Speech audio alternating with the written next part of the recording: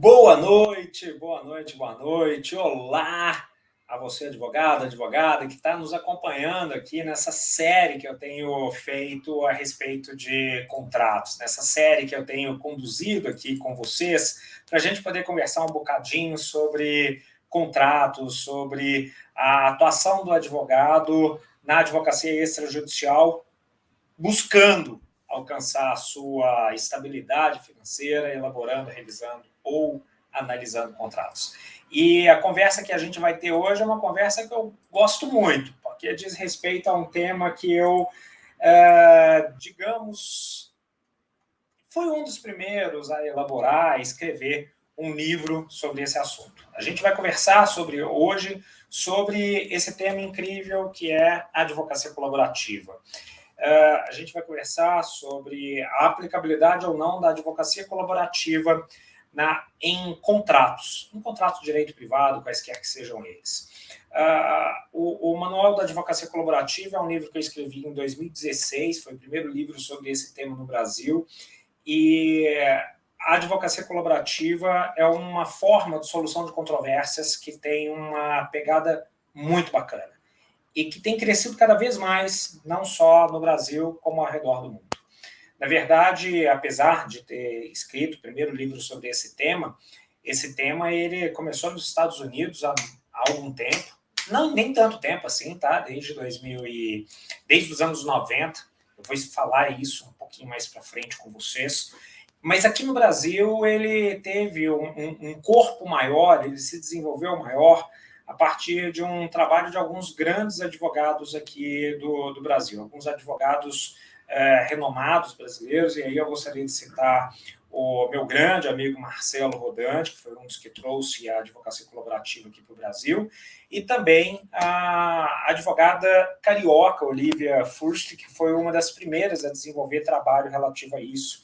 E hoje temos no Brasil o IBCP, que é o Instituto Brasileiro de Práticas Colaborativas, que funciona muito bem, com sede no Rio de Janeiro, e está espalhado pelo Brasil inteiro, com várias unidades. E a advocacia colaborativa também está muito forte nas várias seccionais da OAB, com comissões especiais designadas para esse fim, sendo aqui em Minas, tendo sido aqui em Minas fundada e atualmente coordenada pelo grande professor Giordano Bruno, que, aliás, fez uma postagem muito legal. Giordano Bruno tomou conhecimento das práticas colaborativas através de uma palestra que eu ministrei na Faculdade Batista há alguns anos atrás, e de lá para cá ele ajudou a desenvolver essa temática na OAB, com a competência e a capacidade que só aquele cara incrível que é o Giordano teria capacidade para se desenvolver, né? Então, a advocacia colaborativa é um tópico que eu gosto muito e que eu tenho uma aplicação real, e é por isso que eu gostaria de conversar com vocês sobre a possibilidade de aplicação da advocacia colaborativa em contratos empresariais. Então, antes da gente começar, queria dar boa noite para quem está nos acompanhando pelo YouTube, quem está nos acompanhando pelo Instagram. É um prazer ter todos vocês aqui. É uma honra, na verdade, tê-los aqui. E vamos lá, vamos conversar um pouquinho sobre esse tópico tão instigante que é a aplicação da advocacia colaborativa em contratos. Mas antes, vamos conversar um pouco sobre conflito, né? Sobre o ser humano e sobre conflitos. O ser humano, como indivíduo que ele tem uma necessidade, apesar dessa questão individual dele, de viver em sociedade. Então, a gente cria um paradoxo. Cada ser humano ele tem seu próprio pensamento, sua forma de agir, sua forma de batalhar, seus ideais, suas lutas, seus demônios internos, e individualmente ele tem vários itens, várias coisas para lutar. Só que ele não consegue viver sozinho, ele precisa viver em sociedade. Então, nisso, a gente cria exatamente esse paradoxo que eu acabei de falar. O ser humano ele é um indivíduo que depende de sociedade. Só que, como indivíduos que têm esses pensamentos, essas formas de atuar totalmente individuais, acabam nos levando para um ponto subsequente, que é o conflito. Ora, se cada tem o seu raciocínio, tem o seu patrimônio, tem o seu ideal, tem a sua forma de pensar, mas precisa de outras pessoas para conviver, isso vai gerar conflito. É essa mescla entre a individualidade e a sociedade que gera o conflito. O simples fato de nós sermos indivíduos e necessitarmos da sociedade gera conflito. E a gente precisa resolver esses conflitos, obviamente, e aí, para resolver esses conflitos, a gente tem um sistema multiportas. É um sistema que o mundo inteiro tem adotado e que no Brasil não poderia ser diferente. É uma sistemática de buscar a melhor forma de solução de controvérsias para cada uma das situações que são postas. As situações que são postas são aquele dia a dia, são as brigas, cada uma das brigas existentes e cada uma das formatações e das possibilidades de solução daquela briga, daquele conflito. Veja, não existe uma maneira única de resolver algum tipo de problema. Quando tem algum tipo de conflito, esse conflito pode ser resolvido com mais conflito, ou pode ser resolvido com alguém apaziguando, ou pode ser resolvido com um aperto de mãos, com um abraço, com terceiros que vão colocar ordem na casa. Então, são várias as formas de soluções de conflitos. E cada caso, cada situação sugere uma solução diferente. E aí, algumas pessoas, de forma geral, me perguntam com uma certa frequência, mas, Franco, quando a gente está diante de um conflito, qual que é a melhor forma de solucionar esse conflito? E eu costumo dizer e responder daquela forma que todo advogado gosta de responder e que os nossos clientes ficam putos. Depende. Depende muito de qual é a situação específica. Muita gente critica quando o advogado responde, mas essa é a mais pura verdade. Depende.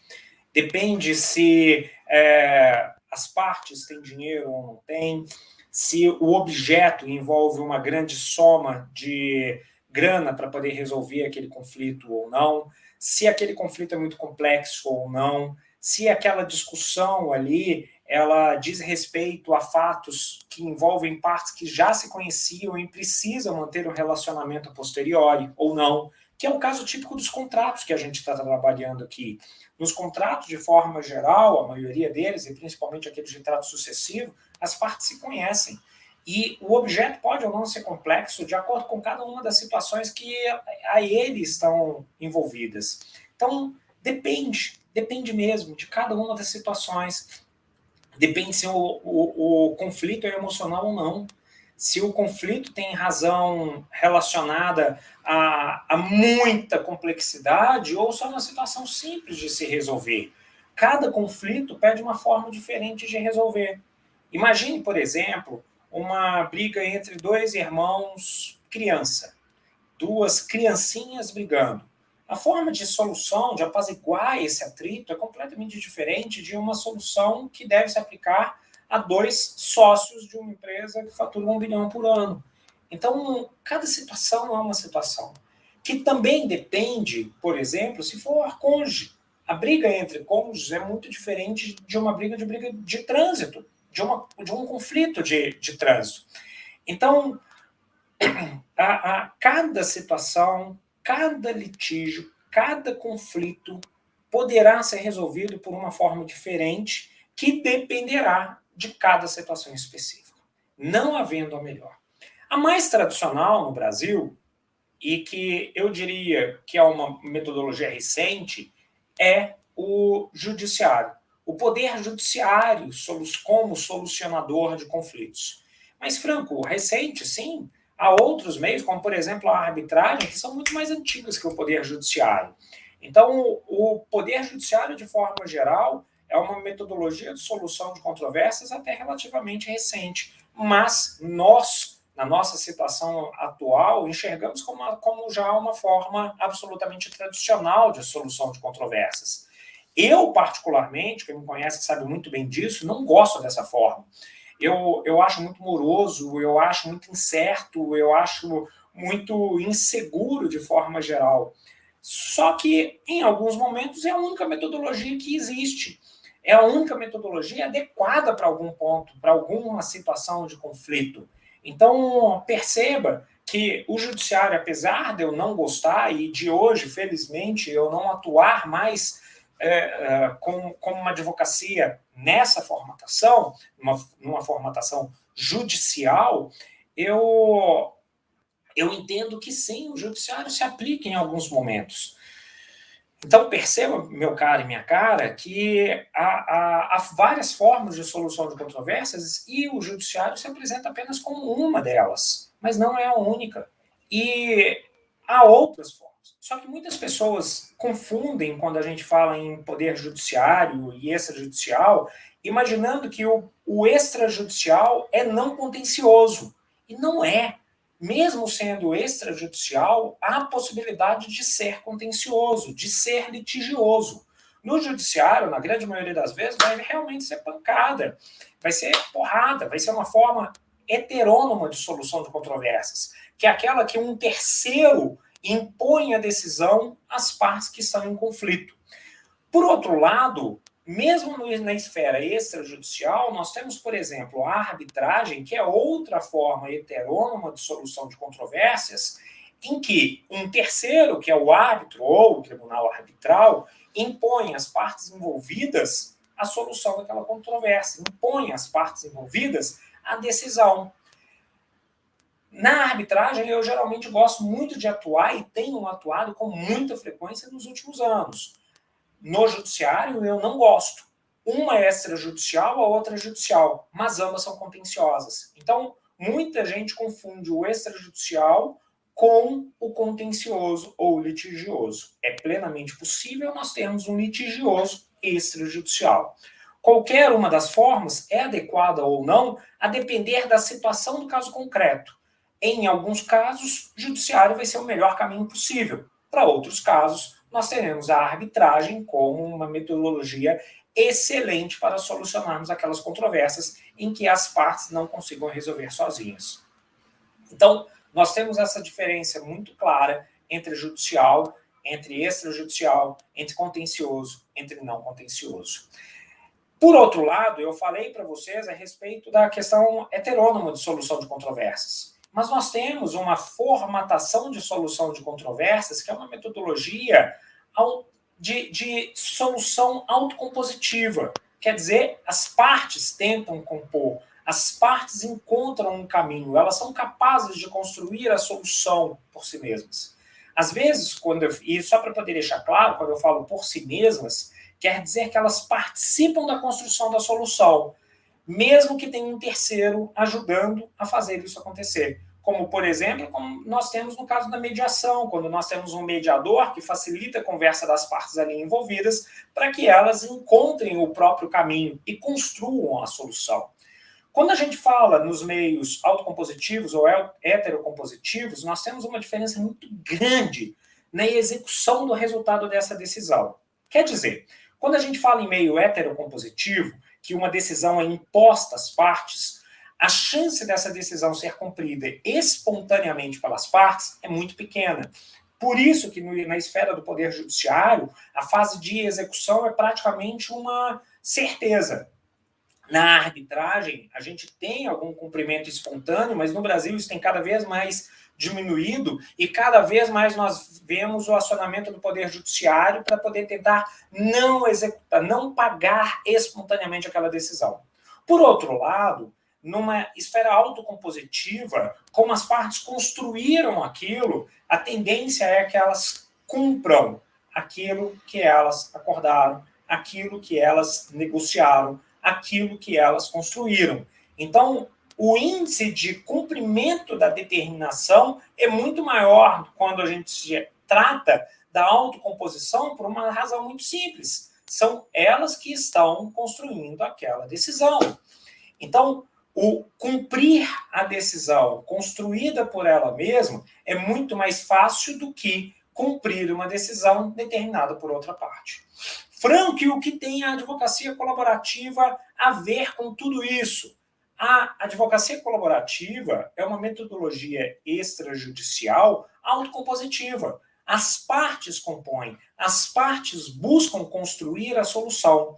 A advocacia colaborativa, eu costumo conceituar, inclusive no meu livro eu faço isso, como um procedimento extrajudicial, sigiloso, não adversarial de solução de controvérsias, de caráter voluntário, sem intervenção de terceiros, no qual as partes e seus advogados se vinculam para encontrar a real solução da controvérsia.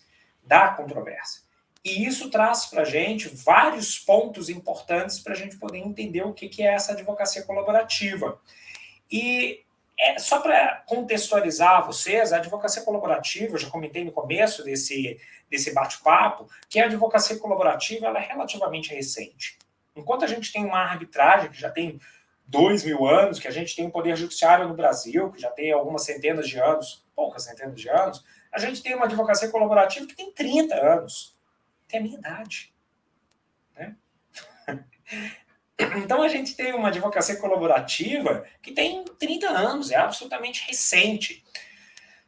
E essa advocacia colaborativa, pelo pouco tempo que ela tem, ela está crescendo muito forte, com muita naturalidade, de uma maneira orgânica, o que é muito legal, o que é muito interessante. Ela deu um pulo ainda durante a pandemia, pela necessidade das partes de se organizarem.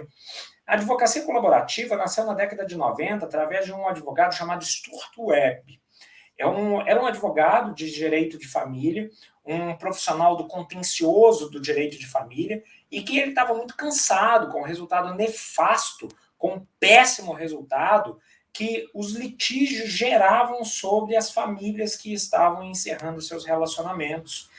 O resultado era, por mais que alguma das partes ganhassem, o resultado era péssimo para todos os envolvidos. Era péssimo para esse cônjuge, para o outro ex-cônjuge e principalmente para os filhos. A briga era tão pesada que provocava uma quebra naquela relação entre as partes muito forte. Então veja, o Stuart Webb teve uma sacada muito boa, que nasceu quase que espontaneamente, quando ele decidiu não mais atuar no contencioso. Ele falou, eu não aguento mais isso. Eu quero resolver esse caso aqui, acabou minha vida da advocacia contenciosa. E quando ele pegou esse caso, que já se arrastava há anos, desarmado de estratégias jurídicas para o contencioso, para querer realmente resolver aquela situação, ele não só conseguiu, ao conversar com o advogado da outra parte, solucionar muito rapidamente, como percebeu que aquilo poderia ser aplicável em várias outras partes. E foi o que ele fez. Construiu ao longo do tempo, com a ajuda de vários outros profissionais, uma metodologia que hoje é sistematizada. E foi sistematizada aqui no Brasil por vários meios diferentes, dentre os quais esse livro que eu já citei para vocês, que infelizmente nós ainda não temos a segunda edição dele e a primeira edição está esgotada. E por que, de forma geral, a advocacia colaborativa cresceu, mas ela ainda é muito pequena perto do que pode ser? Por uma razão muito simples. Eu, você, nós todos fomos preparados para uma advocacia contenciosa, nós fomos preparados para briga, para porrada no judiciário. Nós não fomos preparados para uma advocacia em que a gente consiga enxergar uma atuação preventiva ou solucionadora de conflitos sem necessidade de briga. Tá certo que as faculdades de direito têm, nos últimos tempos, inserido disciplinas que visam incentivar uma solução de controvérsias mais harmônica, uma solução de controvérsias não contenciosa, como mediação e tantas outras. Mas ainda assim, basta você parar para poder pensar quantas disciplinas de processo você teve em sua faculdade. Foram muitas. E provavelmente a disciplina de solução de controvérsias não contenciosa, ela estava inserida entre as disciplinas de processo. É muito comum que lá no processo 6, no processo 5, esteja uma disciplina de meios de solução de controvérsias não contenciosas. Então, perceba que, até de uma maneira meio esquisita, a forma de solução de controvérsia amigável está na parte processual. E isso nos cria a ao litígio, à porrada, à briga. Da mesma forma, o nosso cliente. O nosso cliente entende que uma advocacia boa, estou falando assim, tá? Num pensamento geral. É claro que, felizmente, isso tem se alterado, mas, de forma geral, o nosso cliente pensa que a advocacia boa é aquela advocacia brigada. Ele entende que só tem que te pagar um honorário se ajuizar uma ação. E essa mentalidade não pode perdurar.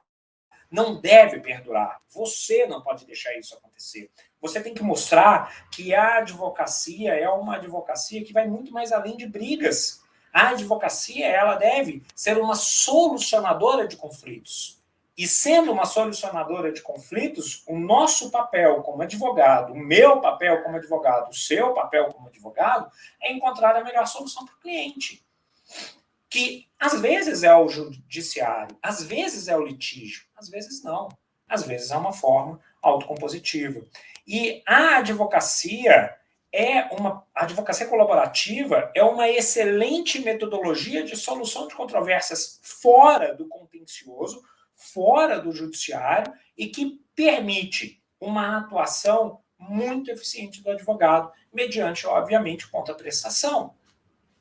O advogado, eu, você, nós somos preparados de forma geral, seja na faculdade, seja nos nossos estágios, a agir estrategicamente para a porrada. Esse agir estrategicamente para a porrada significa que se eu tenho uma informação e que eu sei que essa informação pode resolver amigavelmente, mas se eu correr o risco de passar essa informação e essa informação for o meu calcanhar de Aquiles no processo judicial, eu, advogado, estrategicamente prefiro não fornecer essa informação. E olha que situação mais esquisita. A gente prefere ir para o judiciário, ir para uma arbitragem, do que fornecer uma informação que pode acabar completamente com qualquer tipo de conflito. Então, a advocacia colaborativa, ela visa ajudar os advogados e ajudar as partes a entender que o advogado pode agir de uma maneira estratégica, não para o litígio, mas para algo muito melhor, que é a solução daquela controvérsia. O que Stuart Webb fez, e isso hoje se aplica em contratos, e a gente vai falar isso um pouquinho mais para frente, foi perceber que, se ele conseguir assegurar que o advogado não atue de forma estratégica, o advogado, estratégica para o litígio, mas estratégica para a solução da controvérsia, o advogado vai conseguir resolver aquele problema de modo mais célere. Isso é uma verdade. E isso acontece de maneira efetiva em vários pontos. Então, qual que é a característica básica da advocacia colaborativa? E essa, apesar de ser a característica básica, é o que diferencia a advocacia colaborativa de todos os outros meios de solução de controvérsias, é o que, ao mesmo tempo, afasta todos os advogados, afasta muitas das partes, porque, de forma geral, não, isso não pode acontecer. Não, isso é inviável. Mas olha que interessante. Os advogados, ao se submeterem à advocacia colaborativa, eles renunciam ao direito de representar as partes no eventual litígio futuro. É estranho, concordam? Os advogados renunciam ao direito de representar as partes em um eventual litígio futuro. Então, ao fazer isso, o advogado, ele obviamente vai fazer de tudo para resolver aquele caso extrajudicialmente. Ele vai fornecer informação ao invés de esconder informação. Ele vai lutar pela solução da controvérsia e não mais pela atuação estratégica. Isso é um grande tabu que nós, advogados, temos e que é um dos pontos mais difíceis de se quebrar para, culturalmente, a advocacia colaborativa ter uma aplicabilidade mais efetiva. Mas, na parte contratual, isso pode funcionar muito bem, pode ser um grande diferencial. Só vamos entender um pouquinho mais o que tem a advocacia colaborativa de tão diferente de outros meios, de outros procedimentos, além do fato do advogado renunciar ao direito de prestar uma assistência no âmbito contencioso para os seus respectivos advogados, para os seus respectivos clientes.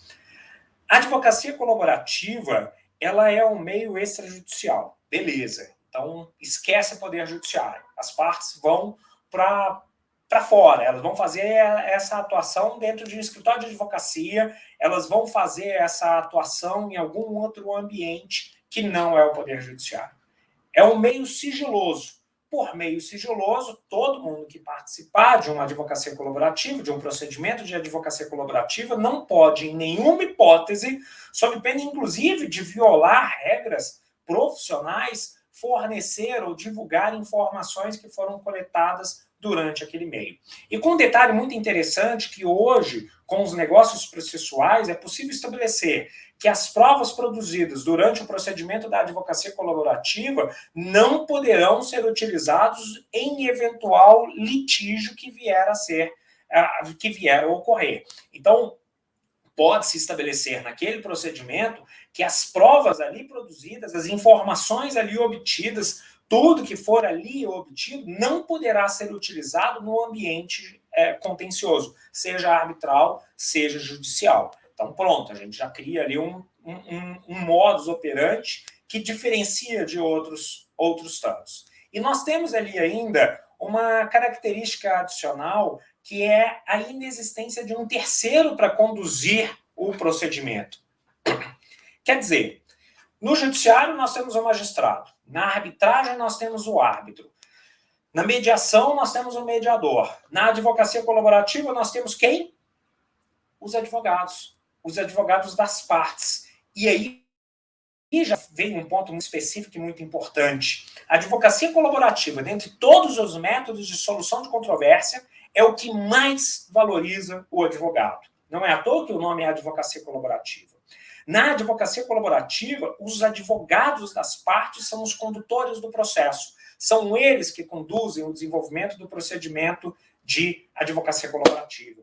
Então, há uma valorização muito grande do advogado que consegue efetivamente conduzir aquele procedimento. Não há um terceiro, não há alguém além. É um procedimento não adversarial. Por ser um procedimento não adversarial, pelo próprio nome, já chega-se à conclusão que as partes e os seus respectivos advogados têm que colaborar mutuamente para a construção da solução. Então, não é um ambiente que as partes entram para brigar, é um ambiente que as partes entram para construir. Imagina que legal se você tem um conflito e as partes começam a discutir formas de solucionar aquele conflito, mas formas efetivas, esquecendo os culpados, esquecendo o que aconteceu para trás, esquecendo o que ficou, mas pensando em como fazer aquilo dar certo. É um ponto que diferencia demais de outras metodologias. É uma maneira que realmente se busca um resultado efetivo. A advocacia colaborativa, ela tem essa pegada de querer resolver, e querer resolver a razão real do conflito. Porque muitas vezes a razão exposta pelo cliente não é a razão real que o cliente quer. Vou dar um exemplo. Às vezes o cliente quer brigar pela guarda, mas o cliente não quer a guarda. O cliente só quer incomodar o ex-marido, a ex-mulher, para que de alguma forma ele consiga resolver. Então são coisas diferentes. E na advocacia colaborativa, a busca é pela solução real do conflito. É conseguir identificar o que levou ao conflito para solucionar. É lá na raiz. É muito mais efetivo do que uma decisão arbitral ou judicial, ou mesmo da mediação. Por quê? Porque lá no judiciário, o juiz vai dar uma decisão que provavelmente não vai agradar nenhuma das partes, talvez só uma das duas, e não vai resolver o problema real.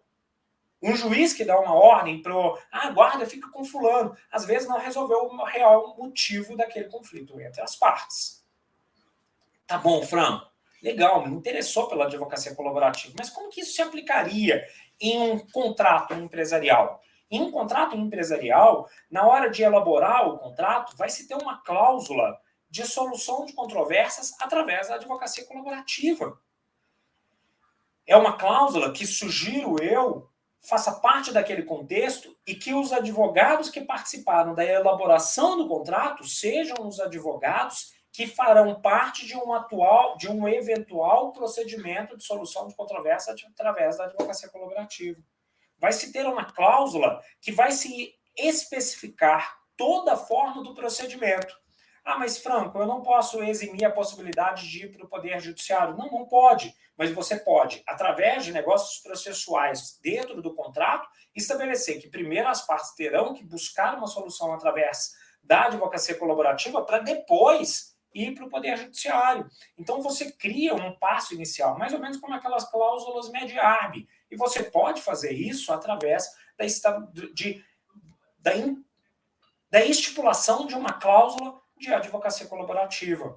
E aí eu comentei que ficaria muito interessante se os próprios advogados que construíram um contrato sejam esses advogados iniciais, sejam esses advogados que participarão do procedimento de advocacia colaborativa. E por que os advogados que elaboraram um contrato? Porque se eles elaboraram um contrato e se eles estabeleceram uma cláusula desse tipo, eles são advogados que tendem a um rigor, a um trabalho, a uma atuação colaborativa, o que por si só já é maravilhoso, o que por si só já vislumbra a possibilidade desses dois advogados a realmente ajudarem num desenvolvimento de uma solução para aquela eventual problema que possa ter ou que possa ser causado dentro de algum contrato. Então, é quase que uma consequência deles terem construído. Eles construíram o contrato e eles têm esse intuito de resolver. Então, nada mais justo do que eles resolverem. E, Franco, se eles não conseguirem resolver o conflito através da advocacia colaborativa pela cláusula que constou no contrato, sem problema, vai virar litígio, ou vai virar uma mediação. Se virar litígio, vai ser uma arbitragem ou o Poder Judiciário. Qualquer uma das duas hipóteses, outros advogados serão contratados. Olha como que a gente conseguiu, para a elaboração do contrato, valorizar as partes que construíram um contrato, estabelecendo que esses advogados, serão os advogados que participarão do processo de solução pela advocacia colaborativa, e ainda estamos valorizando outros advogados que serão obrigatoriamente contratados para resolver o conflito no âmbito contencioso, seja arbitral ou judicial. A gente eleva o papel do advogado através de uma solução de controvérsias que tende a encontrar a real solução para aquela controvérsia, para aquele conflito, fazer com que as partes saiam satisfeitas e ainda consegue fazer com que, finalmente, tenha uma execução do contrato construída pelas partes, mesmo quando houver um problema. E se der tudo errado, outros advogados terão que ser contratados para solver aquele problema no âmbito do Poder Judiciário, no âmbito arbitral. Faz sentido, pessoal, utilizar, então, ou cogitar a hipótese de utilizar cláusula relacionada à advocacia colaborativa para a solução de controvérsias antes do meio judicial, antes de se buscar o Poder Judiciário? Para mim faz todo sentido. Qual que é a grande dificuldade? Encontrar advogados e partes que sejam adeptas a uma formatação dessa. Por isso a gente tem que trabalhar no princípio da informação da advocacia colaborativa, segundo o qual nós, advogados, temos que expor para todo o público, expor para todas as pessoas a existência da possibilidade de solução de controvérsias através da advocacia colaborativa. Então, a advocacia colaborativa é uma metodologia espetacular, mas que ainda culturalmente não está tão preparada quanto poderia estar, mas vai estar. Quero agradecer a todos. O Felipe, como bom amigo, ele está me fazendo fazer o jabá do meu livro, mas eu infelizmente não tenho a segunda edição dele, mas virá em breve. Estou prometendo isso já tem algum tempo, mas falta muita coisa para poder atualizar. Virá em breve. Eu queria encerrar esse bate-papo de hoje, convidando todos vocês para o nosso próximo bate-papo, na próxima terça-feira, às 19 horas, aqui no Instagram ou aqui no YouTube, e agradecendo a todos vocês que estiveram comigo nessa noite. Um grande abraço e não deixem de opinar, seja no vídeo que eu vou postar em seguida aqui, ou seja no YouTube, a respeito da possibilidade de utilização da advocacia colaborativa como meio de solução de controvérsias em contratos ou não. Um grande abraço a todos.